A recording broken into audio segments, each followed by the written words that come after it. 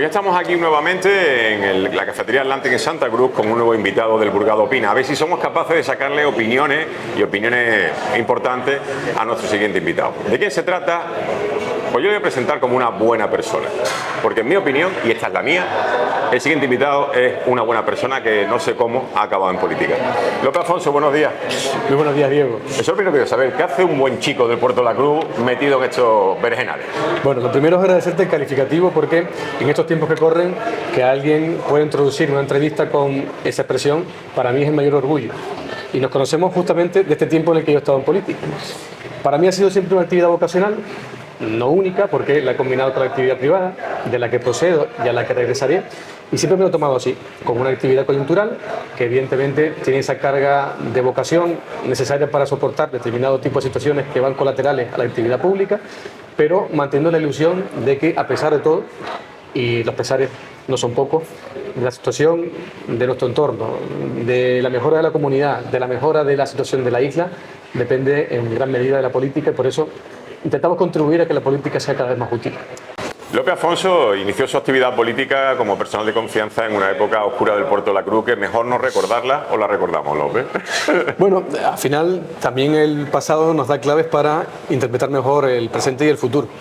Yo no tengo inconveniente en recordarlo porque... Te sirvió de experiencia personal, imagino. Sí, sin duda. Sin duda. Para allá, en un primer tramo incipiente de mi participación en la política, también pues conocer lados no tan agradables.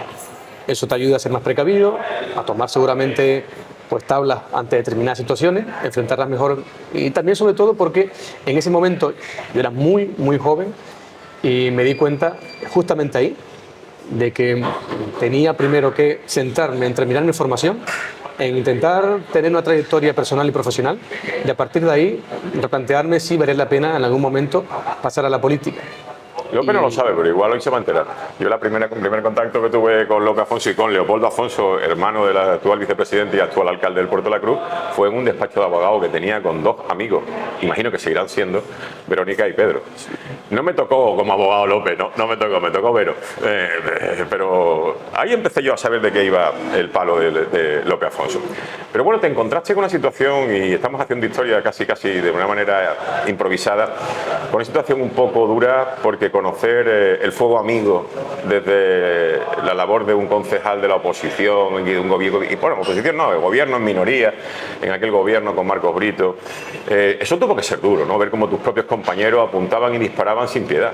Fue un momento complicado porque de esa fricción que se dio en el seno del gobierno, luego partió a un problema interno del partido, donde la fragmentación fue evidente y justamente a partir de ahí atravesamos un momento complejo a nivel orgánico, que luego también se trasladó a su vez al resultado electoral siguiente.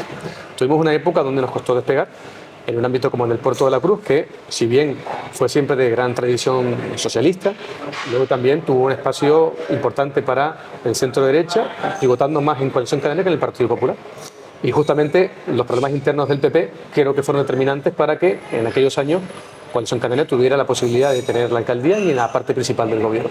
Pues la sorpresa mía es que un chaval joven que se dedica a la abogacía, que los abogados ya sabes tú que no tienen muy buena fama, que encima se dedica a la política, que sufre la traición en su más tierna infancia política.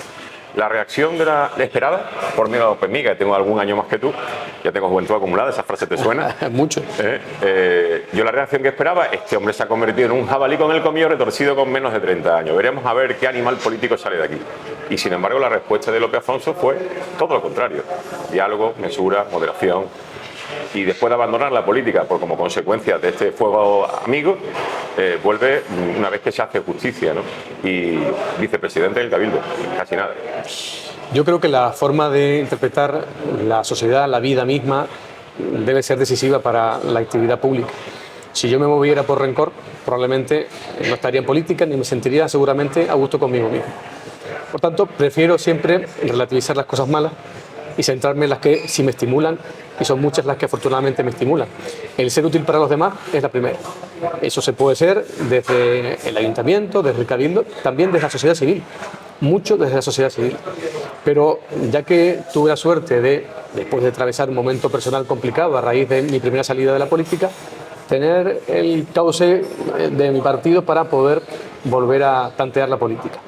Y eso justamente me ha permitido estar aquí ahora en estas funciones de vicepresidente y consejero de turismo del Cabildo de Tenerife, pero también con la misma vocación de servir, de intentar ser útil en lo que se hace y también, lógicamente, de seguir con ese espíritu constructivo, intentando escuchar más que hablar. En algunos casos hablamos más de la cuenta, pero también siendo consciente de que a veces la dialéctica política obliga a tener posiciones un poco más serias o menos gratas a la hora de contarlas. Pero aún siendo consciente de esto y del momento que vive el país de tanta polarización, creo en una forma de hacer política diferente donde el diálogo y el espacio para el consenso puede tener y debe tener más protagonismo. López, a mí me consta que el desgaste familiar de tu etapa como alcalde fue durísimo y que de hecho el volver a la política imagino que tuvo que ser después de largas conversaciones diurnas y nocturnas con tu entorno familiar más cercano. ¿Sufre uno tanto desgaste en el Cabildo como en la vida municipal? Es diferente. Es diferente. Aquí hay desgaste, en mi opinión, yo al menos lo voy sintiendo así, pero el desgaste de la política de máxima proximidad que representa un ayuntamiento, y permítame la particularización, un ayuntamiento como el del Puerto de la Cruz exige dedicación emocional 24 horas los 7 días de la semana. Es decir, un vecino te puede plantear un problema, puede suceder algo repentino, en cualquier momento, fuera de la actividad diurna del ayuntamiento, fuera del horario de oficina, en cualquier ámbito que uno intenta tener reservado para la familia, de noche, de madrugada. El Cabildo, en ese sentido, te permite una política con más capacidad planificadora, donde no estás exento de sobresaltos, desde luego, pero eso sí, a cambio de una agenda intensísima.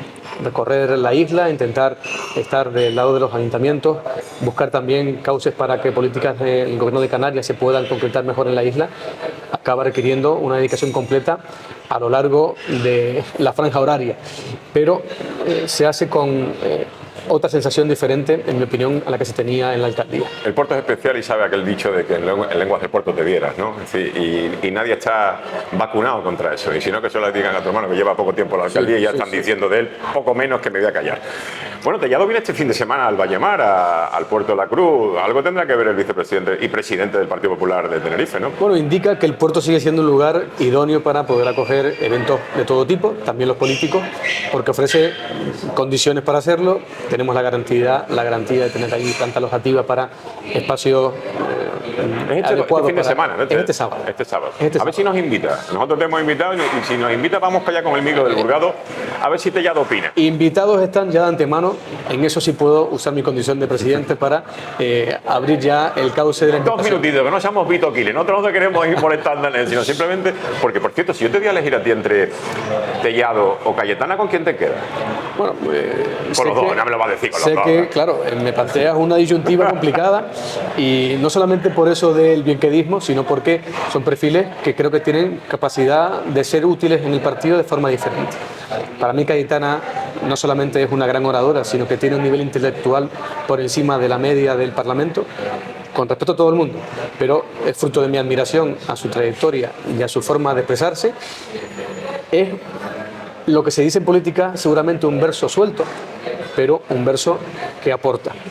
Uno que cuando habla en el Congreso de los Diputados en su función de portavoz de la Junta, no solamente crea corriente de opinión, sino que disecciona el debate de una forma inteligente y hábil.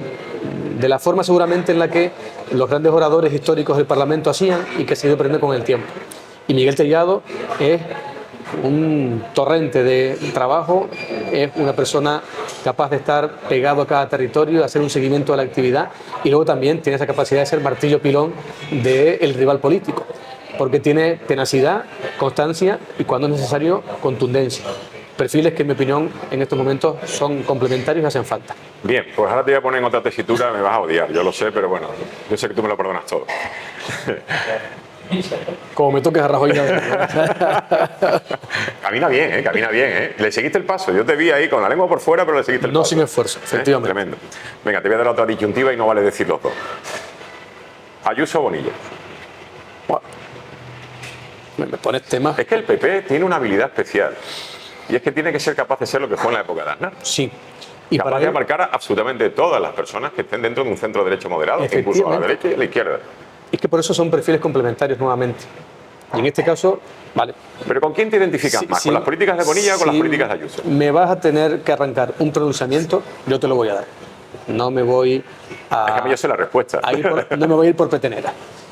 Para mí, el perfil de Ayuso es un perfil que tuvimos durante muchos años en el partido, seguramente en la etapa más próxima a la transición de AP, Alianza Popular, a Partido Popular, y que seguramente fue de la que conquistó a más votantes en la etapa última del felipismo y la llegada de Aznar con esa ola de cambio que permitió luego asentar políticas liberales en el seno del gobierno, especialmente en aquel gobierno de mayoría absoluta del año 2000. Y Juanma Moreno es también un perfil que ha sido capaz de transformar la realidad que tenía en su entorno, la de Andalucía, una comunidad tildada con algunos calificativos que provenían seguramente de la forma de hacer política socialista allí, más próxima al pesebre político, a intentar anestesiar la sociedad a base de asistencialismo y no a empoderarla para que tuviera recursos para prosperar, pero también con un talante moderado capaz de conectar con muchísima gente. Seguramente con perfiles más diversos como los que se encuentran en la sociedad de Andalucía, que los que puede tener la sociedad madrileña, con todos mis respetos al conjunto de las dos. Por tanto, perfiles que están sumando a esa idea de un partido transversal, capaz de llegar a muchos ámbitos de la sociedad, desde ese centro hacia la derecha liberal. Y creo, por tanto, que son complementarios. Mi forma de hacer política, en la base personal, en cómo construye sus discursos, en cómo se dirige seguramente al conjunto de la sociedad, puede ser más parecida a la de Juanma Moreno. Pero admiro la forma de hacer política y la valentía también que tiene en determinados momentos Isabel García Ayuso. Pues, vicepresidente, yo sé que a usted le gusta el ciclismo. Me gusta dar pedaladas complicadas. Ahora hablaremos de la Vuelta Ciclista 2026, pero vamos a quedarnos en el 2025. Si a alguien se le ocurre poner una bandera de Palestina en la puerta del Cabildo por una moción que presente, por ejemplo, Vox, que dice que hay que apoyar a ciencia política de ficción, ¿no? ¿Usted vería con buenos ojos que el Cabildo institucionalmente plantara una bandera de Palestina en apoyo a las víctimas inocentes, que yo creo que usted sabe que son inocentes y además lo tiene de convicción, no en apoyo a una guerra, a un conflicto, a un genocidio, a una masacre, sino a las víctimas inocentes que se están produciendo? ¿Permitiría que se pusiera una bandera palestina en la puerta del Cabildo? Yo no soy un radical, no lo he sido siempre. Antes hablábamos de la forma de interpretar la política. Creo que tengo y practico eso del talante, de los que algunos presumían pero luego ejercían menos. Y ya el Cabildo, como otras instituciones, han sido sede de determinadas reivindicaciones. Cuando hay determinados días, el Cabildo presta su infraestructura, en este caso la fachada principal del Palacio del Cabildo, para que se puedan lucir símbolos de reivindicación de determinados derechos o determinados pueblos. Lo hemos hecho de forma además reiterada con el pueblo gitano. Lo hemos hecho con el Día del Orgullo LGTBI+.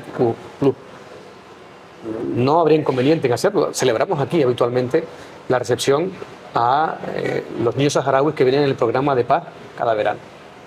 Y también hay símbolos. Que es un pueblo también saharaui. bastante explotado, oprimido. Y yo, desde luego, no tengo ningún ambaje a la hora de calificar como barbarie lo que está sucediendo en Gaza. A mí no me van a pillar en esa, por mucho que alguno ahora intente lanzar trampas. Con esto de la Vuelta Ciclista. Efectivamente, en eso no tengo absolutamente ninguna ¿Qué tiene que ver el deporte con esto? Pues eso es lo que a mí ahora mismo más me fastidia y más me duele, sinceramente. Están intentando radicalizar a una parte de la opinión pública, intentando asimilar el querer gestionar una prueba deportiva de máximo nivel con ser partícipe o no de determinadas consecuencias de un conflicto bélico. En este caso, de una masacre, que es lo más lejos de la realidad. Insisto, condena total y absoluta, sin paliativos, a la masacre a civiles en Gaza. Así de claro. ¿Se piden que se pongan banderas palestinas de la comunidad docente y que se critique que eso es un adoctrinamiento o intentar meter la política y que se retiren esas banderas? Yo es que lo veo igual de mal que se pongan que se quiten. Es decir, yo creo que si realmente hay espíritu de ser constructivos a la hora de señalar una situación que conviene denunciar, hay que hacerlo buscando también el consenso. okay. Y no imponiendo formas, ni intenciones, ni maneras de forma unilateral. Estoy seguro de que desde la Consejería de Educación, si se plantea de forma coordinada tener un gesto con lo que está pasando en Gaza, lo va a hacer y va a permitir que cualquier centro que lo desee durante el día que se señale se pueda hacer. Otra cosa diferente es que permanentemente se usen símbolos e instituciones al antojo de cualquiera. Eso, en mi opinión, es lo que no debe ser. El ordenamiento jurídico, además, tiene una serie de normas. Hay una ley de sede que establece las banderas que deben estar ondeando permanentemente en las instituciones, las que son representativas del interés general y de la soberanía del pueblo español en cada territorio. Desde el ámbito de la Administración General del Estado, con la bandera nacional, hasta la de comunidad autónoma, provincias, islas y municipios. Está perfectamente definido. ¿Por qué ese ánimo en querer conculcarlo cuando nos apetezca?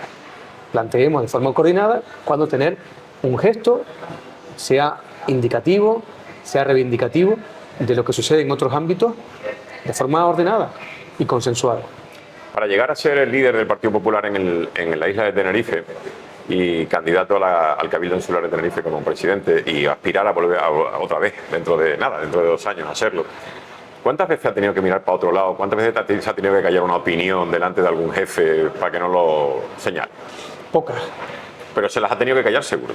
No, evidentemente, en algún foro, en determinadas circunstancias, uno no tiene la misma oportunidad de ¿Cómo hablar. hacemos para cambiar eso, López? Porque yo creo que eso es un mal de todos los partidos. Sí me gustaría matizar que cuando tengo que decir lo que pienso en un entorno que no es concurrente en la opinión, no tengo problemas en decir.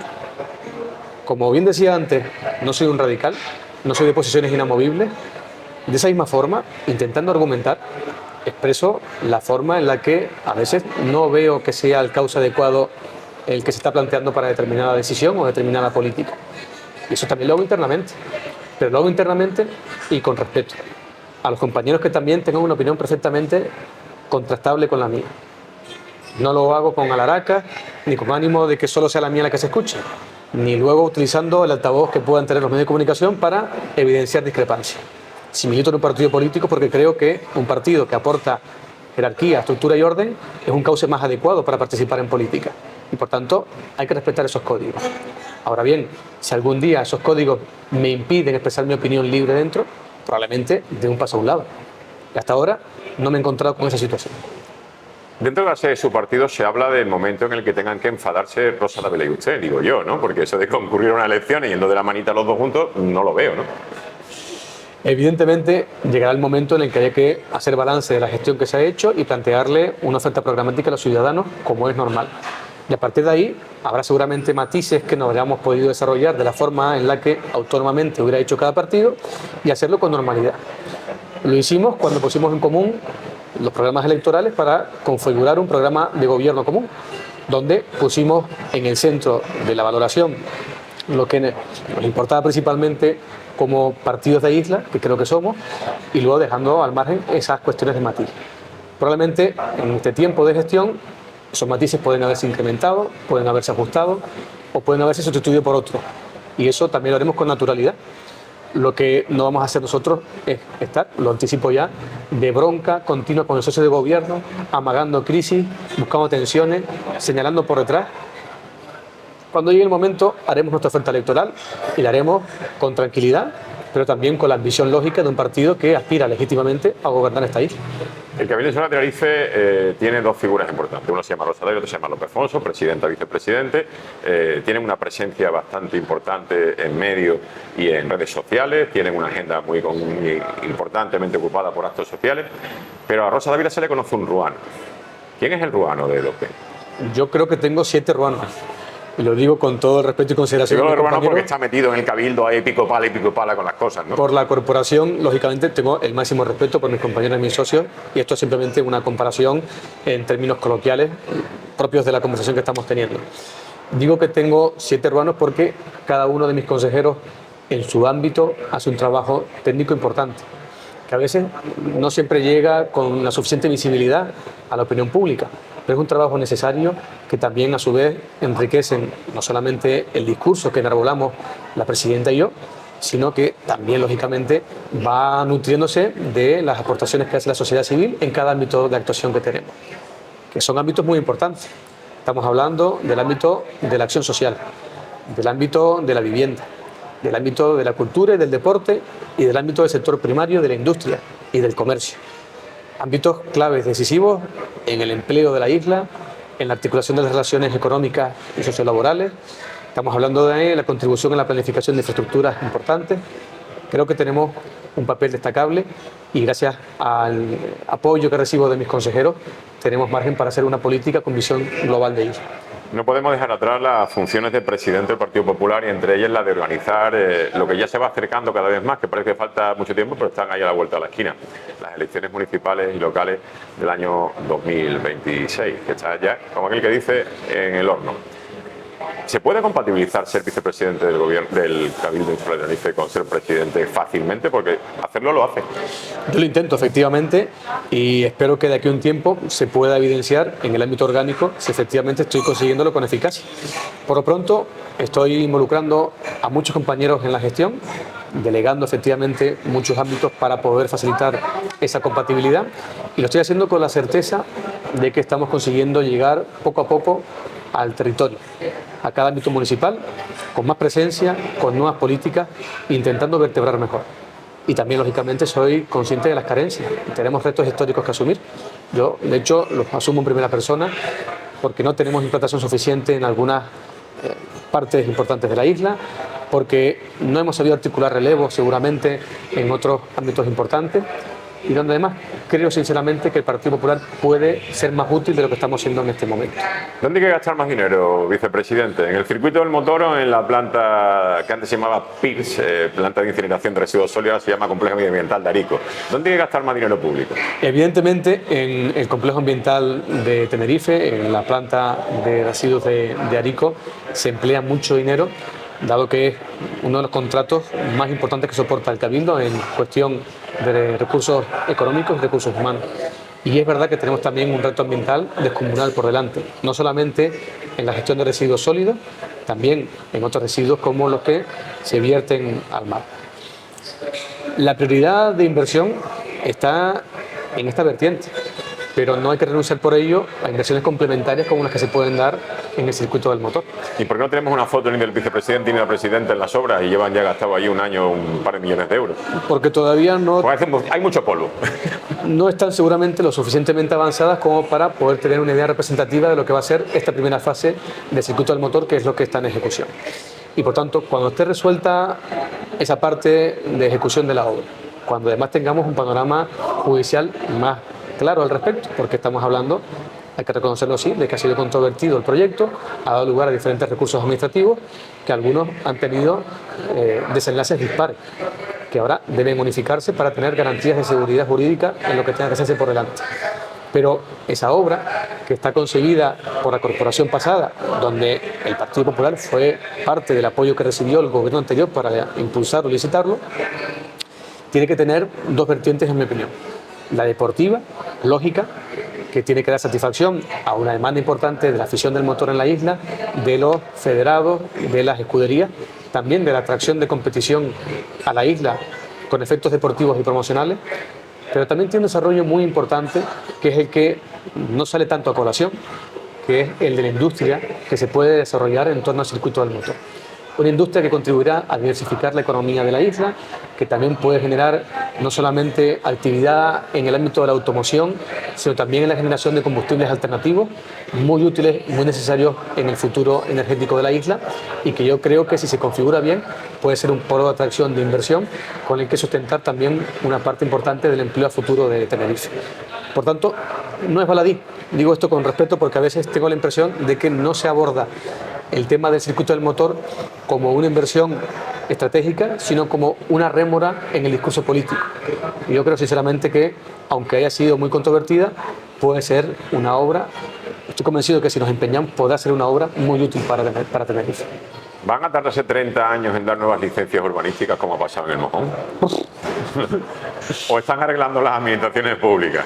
Resoplo porque soy consciente de que este es un grave problema en la isla y en otros ámbitos. No es exclusivo de Tenerife, particularmente en los municipios donde la gestión urbanística sigue siendo lenta. hay un elemento que ya ha puesto sobre la mesa el Gobierno de Canarias como medidas agilizadoras para poder favorecer la emisión más rápida de licencias de obra, de reforma, sectoriales, pero también tenemos el inconveniente lógico de que crear acciones en el ámbito local, sobre todo por parte de aquellos que velan por el cumplimiento de la legalidad en el ámbito fundamentalmente de las competencias de los ayuntamientos, donde esas medidas de agilización que versan una parte de su virtualidad en externalizar informes técnicos para evitar la congestión de las oficinas técnicas municipales, no siempre tienen el aval jurídico de los habilitados que sirven en esas corporaciones locales. Es deseable que esto se resuelva cuanto antes para tener un marco estable que realmente contribuya a esa agilidad. Por lo demás, luego también no solamente es culpa de los ayuntamientos. Digo esto porque a veces el trámite se inicia ante el ayuntamiento, se deriva a quien tiene competencias sectoriales, le hace cabildo, le hace comunidad autónoma, le hace también a veces Administración Central del Estado, en la parte sobre todo de las competencias en materia de costas, donde al final muchos proyectos acaban ralentizándose, frustrando expectativas incluso de las propias instituciones, pero principalmente de los particulares que arriesgan su patrimonio al invertir. Creo sinceramente, y esto no es un brindis al sol, que tenemos como asignatura pendiente principalísima, al mismo nivel, lo pongo, de la movilidad y de la vivienda en este momento, la reforma de la administración que contribuye a agilizar y a crear certezas y certidumbre jurídica en los próximos años. 30 segundos. ¿En qué se diferencia el Partido Popular de López Afonso de la coalición canaria de Rosa Dávila? En mi opinión, y sin ánimo de crear agravios comparativos, en que somos un partido que interpreta la isla de forma integral y gestiona de forma eficaz, de una forma realmente útil para hacer llegar la inversión pública al sector privado, que es el que al final transforma la sociedad y devuelve en forma de actividad esos ingresos tributarios a las administraciones públicas. ¿Ha hecho muchos amigos en política? Sí. Pues yo se lo envidio. Don López Afonso, muchas gracias. Muchas gracias, Diego.